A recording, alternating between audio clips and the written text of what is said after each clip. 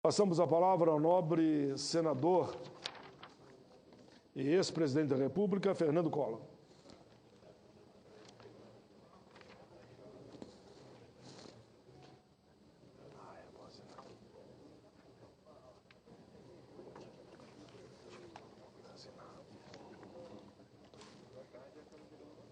Excelentíssimo senhor senador Paulo Paim, presidente desta sessão, excelentíssimas senhoras senadoras, excelentíssimos senhores senadores, gostaria inicialmente, senador Paulo Paim, de expressar aqui as minhas mais profundas condolências pelo passamento de Sua Excelência, o ex-deputado federal, ex-presidente da Câmara dos Deputados, ex-presidente da República, o cearense nordestino Paz de Andrade.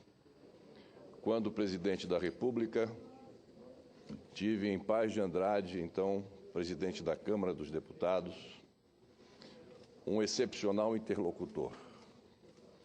Nos falávamos por telefone ou pessoalmente, dia sim, dia não.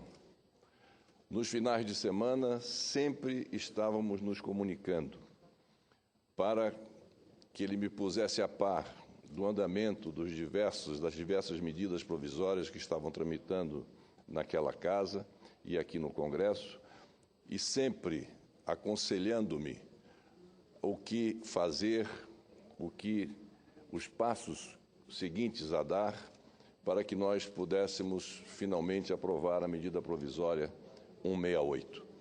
A Paz de Andrade eu devo muito como pessoa, como então presidente da República, porque ele, na sua sabedoria, na sua forma de ser, ele coincidia perfeitamente com os interesses que todos nós tínhamos à época e nos animávamos, que era com o início do processo democrático, com a eleição do primeiro presidente da República, eleito pelo voto direto depois do período militar.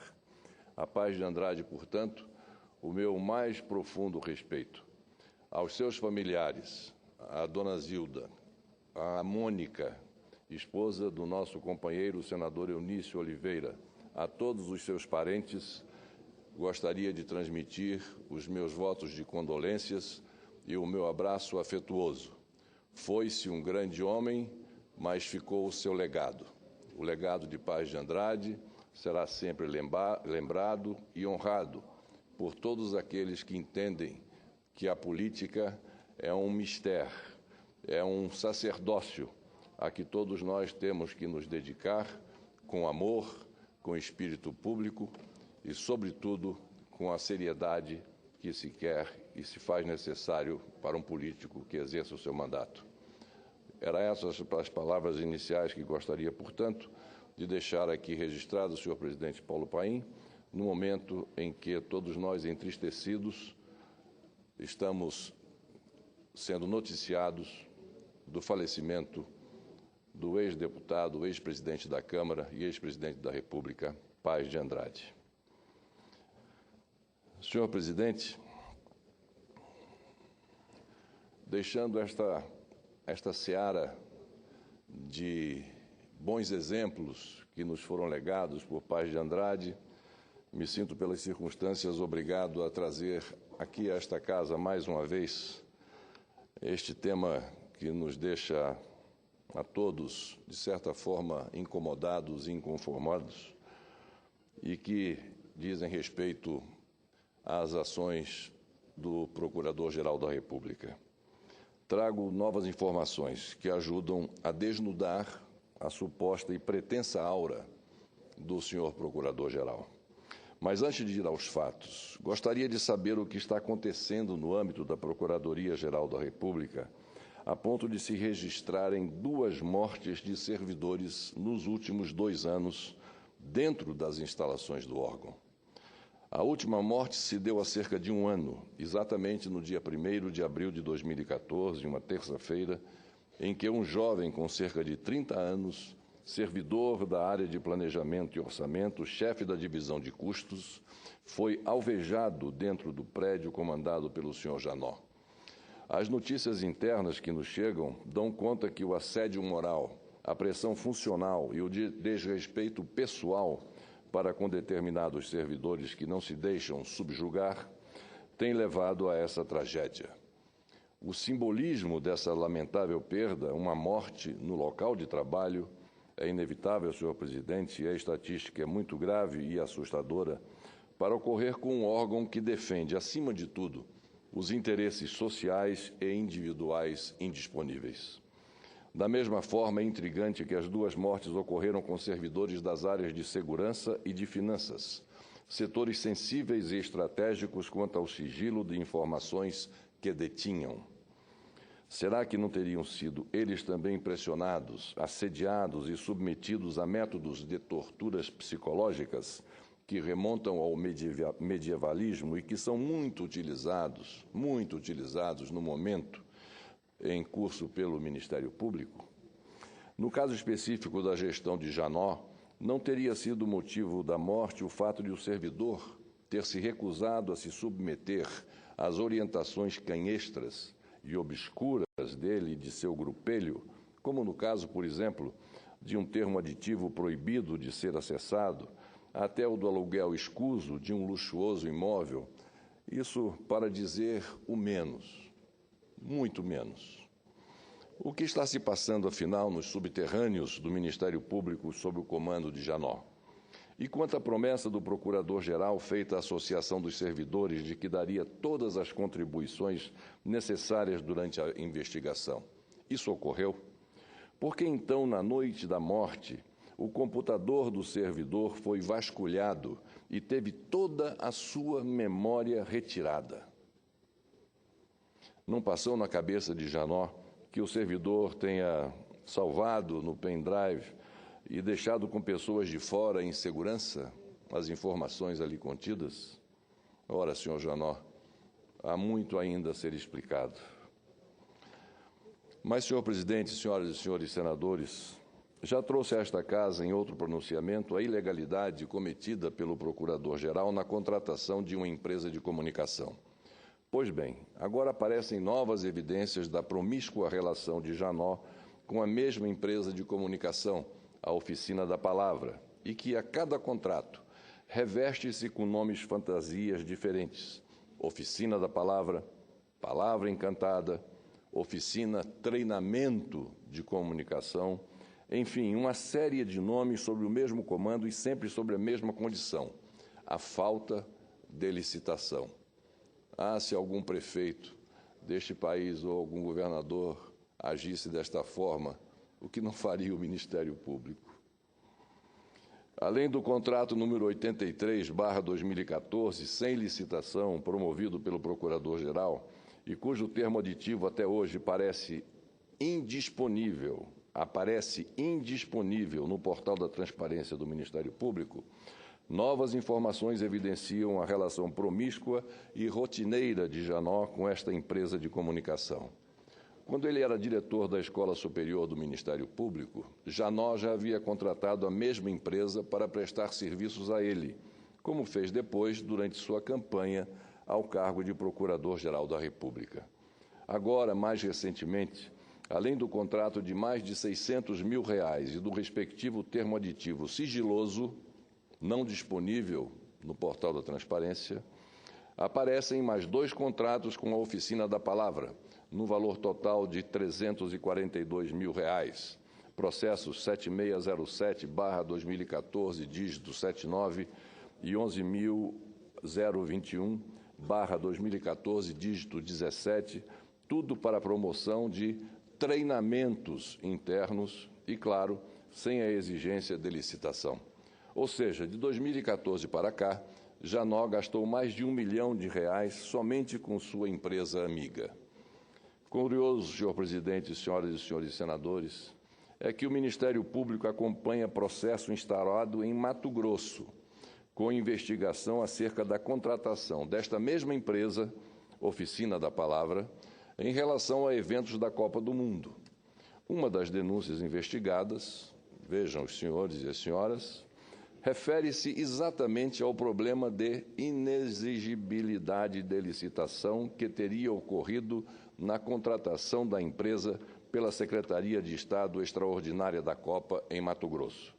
Ou seja, no entendimento do Ministério Público de Janó, lá em Mato Grosso, não se pode contratar a oficina da palavra sem licitar. Mas aqui na Procuradoria-Geral da República, sob o comando de Janó, pode. Isso se traduz no conhecido dito popular: faço o que digo, não faço o que faço. Mas isso não é tudo, senhor presidente. Novamente vamos aos fatos. Por meio do termo de contrato número 55 de 2014, o senhor Janó alugou por 5 anos para, aspas, atender às necessidades da Procuradoria-Geral da República, fecho aspas, um prédio de 1.226 metros quadrados com subsolo e 2 pavimentos, situado na QI 15, área especial B, no Lago Sul, em Brasília, Distrito Federal.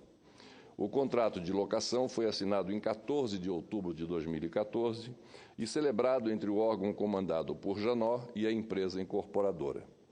O custo do aluguel é de R$ 67 mil por mês, mais impostos e taxas de manutenção. Em 5 anos de contrato, o custo final será, só de aluguel e sem os reajustes anuais, superior a R$ 4 milhões. Sem dizer que o contrato poderá, após os 5 anos, ser prorrogado sucessivamente. E aqui, senhor presidente, cabem algumas reflexões. O contrato de locação do imóvel se deu, claro, por meio de dispensa de licitação. Esse é um mote, recorrente da gestão do senhor Janó. Dispensa de licitação. Descumprindo desta forma o inciso 10 do artigo 24 da Lei 8666 de 1993, que condiciona, para não haver concorrência, a escolha do imóvel às suas necessidades de instalação e localização.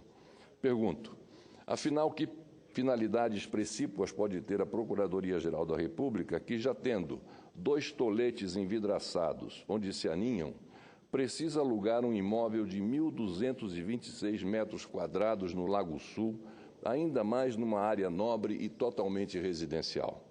Pior ainda, o que se verifica é que o prédio simplesmente está desocupado, vazio, sem nenhum funcionamento há 8 meses. E lá se foram para o ralo do desperdício, até aqui, R$ 536 mil dos cofres públicos, mais 1 milhão gastos com reforma e adaptações. Tudo pela ineficiência e pela improbidade do senhor Janó. E agora, o inimaginável, o absolutamente reprovável. O imóvel está desocupado porque, depois de todos esses gastos, o senhor Janó descobriu, singelamente, que não podia ter alugado aquele imóvel, já que se trata de uma área destinada ao uso restrito de creche. E, com isso, não conseguiu o habite-se do governo do Distrito Federal. Agora, mais uma vez, imaginem os senhores se fato parecido tivesse ocorrido com alguma prefeitura do interior, com alguma prefeitura de capital ou governo de Estado. O que não estaria fazendo o Ministério Público? Senhor presidente, senhoras e senhores senadores, mais um fato. A portaria PGR número 287, de 12 de junho de 2007, regulamenta o exercício de funções de confiança e cargos em comissão no âmbito do Ministério Público da União. O seu artigo 3º, parágrafo 1º, é claro ao exigir diploma de nível superior para aquele que ocupar cargo em comissão para os níveis CC4 e CC7, ou CC4 a CC7. Apesar da exigência, o senhor Janó, por intermédio administrativo de seu secretário-geral, nomeou no dia 24 de fevereiro de 2014 uma determinada senhora para exercer na chefia de gabinete do Procurador-Geral o cargo em comissão de assessor nível CC4 da assessoria de cerimonial. O grave e o ilegal é que a referida assessora-chefe não possui diploma de nível superior, como exige a norma interna do próprio Ministério Público da União, cujo chefe é o senhor Janó. E mais, a mando de Janó, seu chefe de gabinete atestou por memorando, pasmem, que a indicada não atendia às normas estabelecidas pela própria PGR e ainda assim solicitou, textualmente, o descumprimento da regra e, pior, com o singelo, porém cínico argumento de que a nomeação irregular, segundo ele coloca na própria portaria que assina, ele diz que o argumento em que ele se baseia para que a nomeação fosse feita é que essa nomeação, aspas, prestigia o interesse público, fecho aspas. Enfim, senhor presidente, senhoras e senhores senadores, este é o perfil real do senhor Janot. Apesar de todas as denúncias que aqui tenho feito, ele permanece inerte, omisso, se fazendo de morto, e como se fosse inatingível e estivesse acima do bem e do mal. Não responde a nenhuma das acusações, como, por exemplo, o acobertamento de crimes praticados por pessoas próximas e familiares, o recolhimento por parte dele de aluguéis sem prestar contas ao fisco e sem recolher os impostos devidos, a sua prática ilegal da advocacia, entre tantas outras. Por que este silêncio mortal, senhor Janot? Por quê? Afinal, senhor presidente, seriam todos esses fatos que já trouxe aqui os chamados acertos cometidos por Janot e que alguns setores da mídia insistem em promover? Que acertos são esses? Que sensível e notável revolução Janot faz dentro da instituição? A revolução das ilegalidades, da coerção moral sobre os servidores a ponto de levá-los a escolher entre a vida e a morte? E os meios? Será que estariam também os meios sendo janotizados? Por que essa janotice, essa tafularia por parte dos meios? Por que não apuram também todos esses fatos, todas essas denúncias? Como afirmou recentemente o jornalista Carlos Newton, abro aspas, o jornalista não pode esquecer que, ao fazer esse tipo de denúncia, Collor está prestando um serviço à nação. E isso tem muita importância. A imprensa não pode se reservar o direito de esconder tais fatos. Não escondam. Mostrem tais fatos. Apurem, como é a obrigação do bom jornalismo. O resto, continua o jornalista, o resto é folclore, não é jornalismo. Mais uma vez, muito obrigado a Vossa Excelência, senador Paulo Paim, pelo tempo que me dispensou para dirigir essas palavras a Vossas Excelências, e era o que tinha a dizer, por enquanto, senhoras e senhores senadores. Obrigado.